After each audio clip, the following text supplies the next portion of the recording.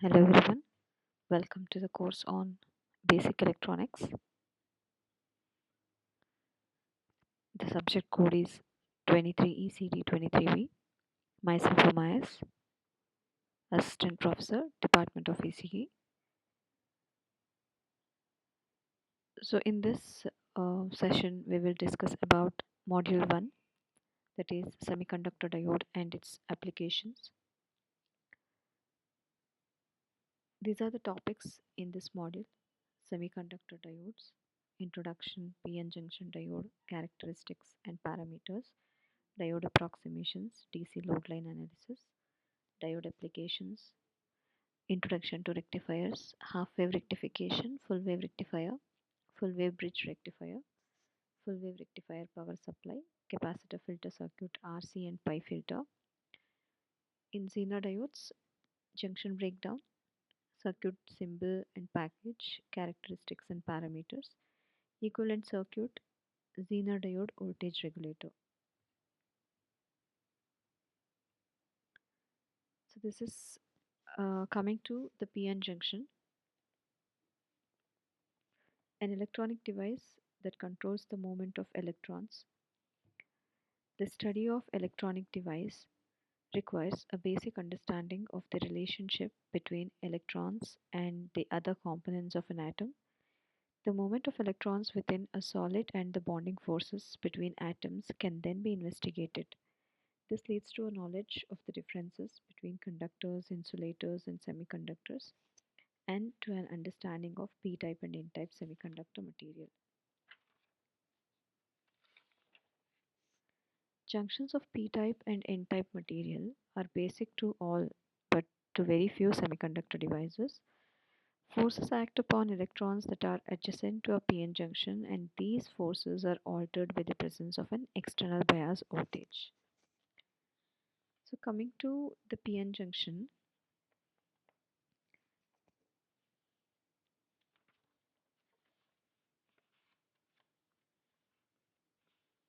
the few terminologies and few things that we must know about p-n junction, that is, two blocks of semiconductor material are represented in this figure. One block is p-type material and the other is n-type. The small circles in the p-type material represent holes, which are the majority charge carriers in p-type. The dots in the n-type material represent the majority charge carrier, free electrons within the material. Normally, the holes are uniformly distributed throughout the volume of the p-type semiconductor, and the electrons are uniformly distributed in the n-type. So p-type and n-type semiconductor materials are placed side by side. That represents a p-n junction. Since holes and electrons are close together at the junction, some free electrons from the n side are attracted across the junction to fill adjacent holes on the p side. So they are said to diffuse across the junction from a region of high carrier concentration to one of low concentration. The free electrons crossing the junction create negative ions on the p side by giving some atoms one more electron than their total number of protons. The electrons also leave positive ions behind them on the n side. The n-type and p-type materials are both electrically neutral before the charge carriers um, diffuse across the junction. When negative ions are created on the p side, the portion of the p side close to the junction acquires a negative voltage. Similarly, the positive ions created on the n side give the n side of a positive voltage close to the junction. The negative voltage on the p side tends to repel additional electrons crossing from the n side. Also, the positive voltage on the n side tends to repel any movement of holes from the p side. So, the initial diffusion of charge carriers creates a barrier voltage at the junction, which is negative on the p side and positive on the n side. The transfer of charge carriers and the resultant creation of the barrier voltage occurs when the p-n junctions are formed during the manufacturing process. So the magnitude of the barrier voltage at a p-n junction can be calculated from a knowledge of the doping densities, electronic charge, and junction temperature. So it's been explained that The barrier voltage at the junction opposes both the flow of electrons from the N side and the flow of holes from the P side. Because electrons are the majority charge carriers in the N type material and holes are the majority charge carriers in the P type. It is seen that the barrier voltage opposes the flow of majority carriers across the PN junction. Any free electrons generated by thermal energy on the P side of the junction are attracted across the positive barrier to the N side. Similarly, thermally generated holes on the N side are attracted to the P side through the negative barrier presented to them at the junction. Electrons on the P side and holes on the N side are minority charge carriers, therefore, barrier voltage assists the flow of minority carriers across the junction. In depletion region, the movement of charge carriers across the junction leaves a layer on each side that is depleted of charge carriers. This is the depletion region. Like on inside, the depletion region consists of donor impurity atoms, having lost the free electron associated with them, have become positively charged. The depletion region on the P side is made up of acceptor impurity atoms that have become negatively charged by losing the hole associated with them. On each side of the junction, equal numbers of impurity atoms are involved in the depletion region. So, if the two blocks of semiconductor material have equal doping densities, the depletion layers on each side have equal widths. If the P side is more heavily doped than N side, the depletion region penetrates more deeply into the N side in order to conclude an equal number of impurity atoms on each side of the junction. So, when the N side is more heavily doped, the depletion region penetrates deeper into the P type material.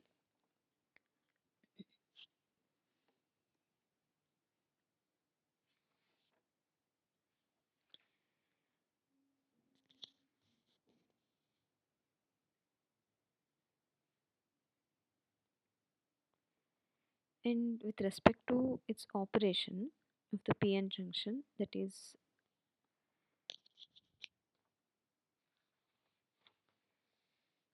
so here we can see the symbol of the diode. The term diode refers to a two electrode or two terminal device. A semiconductor diode is simply a PN junction with a connecting lead on each side. A diode is a one-way device which offers a low resistance when forward biased and behaving almost as an open switch when reverse biased. An approximately constant voltage drop occurs across a forward biased diode, and this simplifies diode circuit analysis. Diode forward and reverse characteristics are graphs of corresponding current and voltage levels.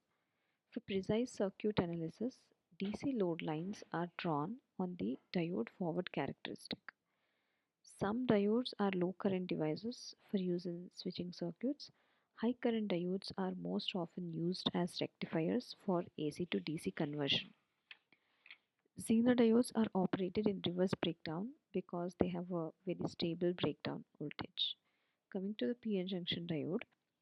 So a PN junction permits substantial current flow when forward biased and blocks current when reverse biased. So it can be used as a switch when it is forward biased and off when it is biased in reverse. A PN junction provided with copper wire connecting leads becomes an electronic device known as a diode. The circuit symbol for a diode is an arrowhead and a bar. So the arrowhead indicates the conventional direction of current flow when the diode is forward biased from the positive terminal through the device to the negative terminal. The P side of the diode is always the positive terminal for forward bias and is termed the anode. N side is called the cathode. So PN junction diode can be destroyed if a high level of forward current overheats the device, and it can also be destroyed if a large reverse voltage causes the junction to break down.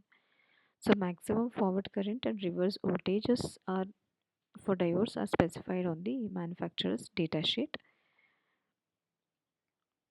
So some of the main parameters of diodes are like blocking voltage, average forward current, maximum operating junction temperature. The characteristics and parameters of a diode, like the forward and reverse characteristics. Before that, we have these three types of diodes. One is low current diode, medium current diode, and high current diode.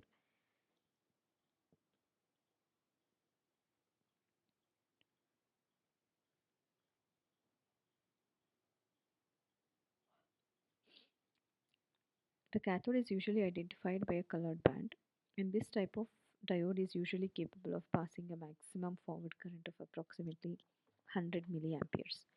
It can also survive about 75 volts reverse bias without breaking down, and its reverse current is usually less than 1 microamperes at 25 degrees Celsius. The medium current diode um, can usually pass a forward current of about 400 milliamperes and survive over 200 volts reverse bias. So the anode and the cathode terminals may be indicated by a diode symbol on the side of the device. Low current and medium current diodes are usually mounted by soldering the connecting leads to terminals. Power dissipated in the device is then carried away by air convection and by heat conduction along the connecting leads. So high current diodes, or it's also called as power diodes, generates a lot of heat. So air convection would be completely inadequate. Such devices are designed to be connected mechanically to a metal heatsink. Power diodes can pass forward currents of many amperes and can survive several hundred volts of reverse bias.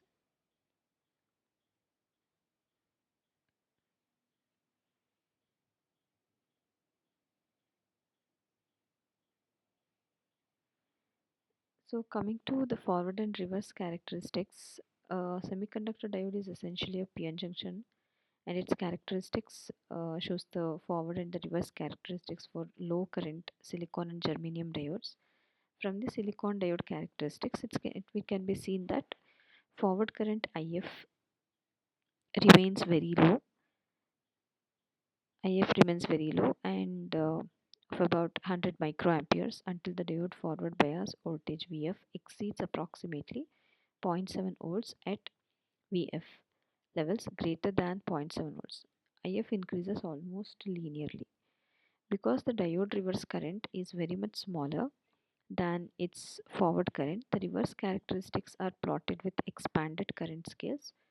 For a silicon diode, IR is normally less than 100 nanoamperes and it is almost completely independent of the reverse bias voltage. So IR is largely a minority charge carrier, reverse saturation current. A small increase in IR can occur with increasing reverse bias voltage as a result of minority charge carriers leaking along the junction surface. For a diode with characteristics in figure, the reverse current is usually less than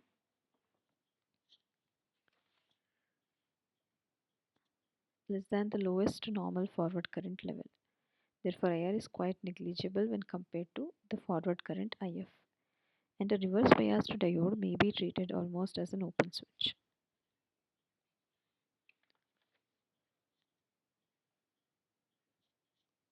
When the diode's reverse voltage VR is sufficiently increased, the device goes into reverse breakdown. So, for the characteristics as in this figure, this occurs when VR is equal to a certain voltage. The reverse breakdown can destroy a diode unless the current is limited by a suitable series connected resistor.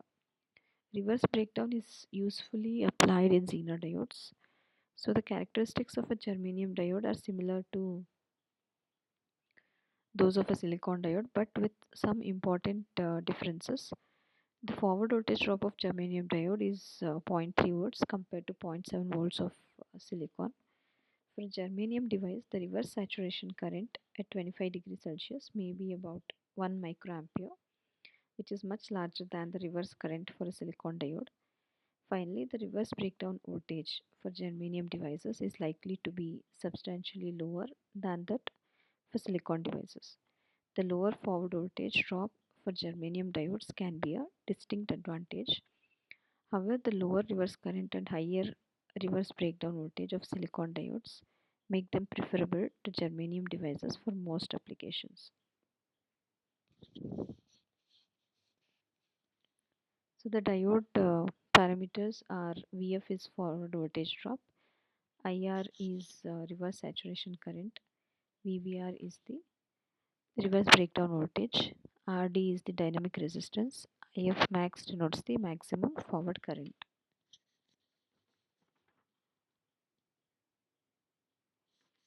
The values of these parameters are normally listed on the diode datasheet provided by the device manufacturers. So here in this figure, some of the parameters can also be determined directly from the diode characteristics. The forward resistance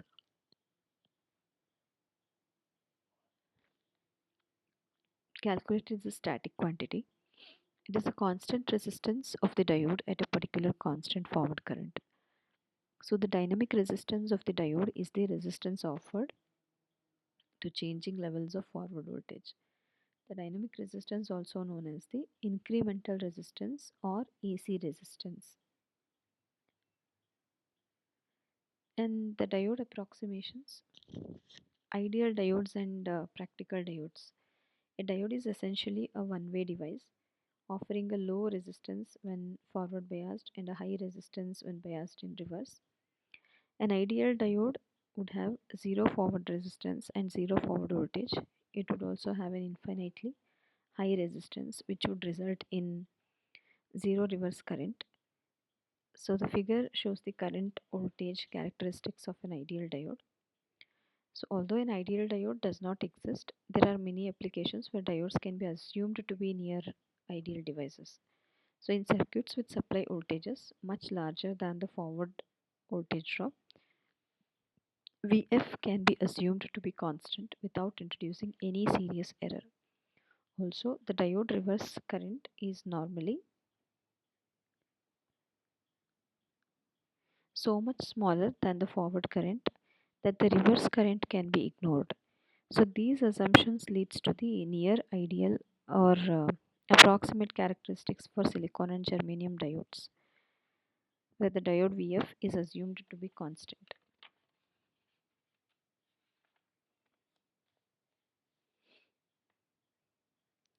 Piecewise linear characteristics. When the forward characteristic of a diode is not available, a straight line approximation called the piecewise linear characteristics may be employed. To construct the piecewise linear characteristics, Vf is first marked on the horizontal axis. Then from Vf, a straight line is drawn with a slope equal to the dynamic diode resistance.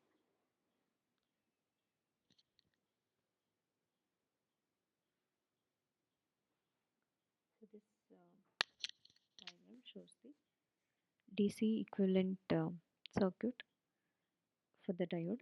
An equivalent circuit for a device is a circuit that represents the device behavior.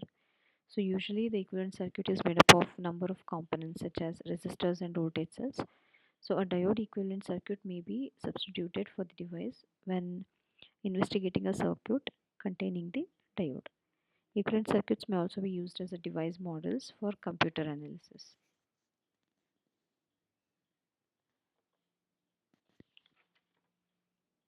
DC load line analysis. So here the figure shows a diode in series with a 100 ohm resistor, which is denoted as R1, and a supply voltage E. The polarity of E is such that the diode is forward biased so that there is a diode forward current. So the circuit current can be determined approximately by assuming a constant diode forward voltage drop, when the precise levels of the diode current and voltage must be calculated. Graphical analysis, which is also termed as DC load line analysis, is used. For graphical analysis, a DC load line is drawn on the diode's forward characteristic. This is a straight line that illustrates all DC conditions that could exist within the circuit. Because the load line is always straight, it can be constructed by plotting any two corresponding current and voltage points and then drawing a straight line through them. To determine 2 points on the load line, an equation relating voltage, current, and resistance is derived for the circuit, which is expressed as E is equal to IF R1 plus Vf.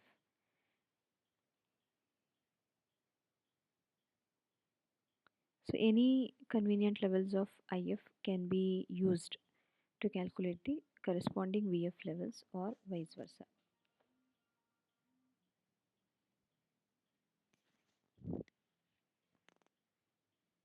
Thank you.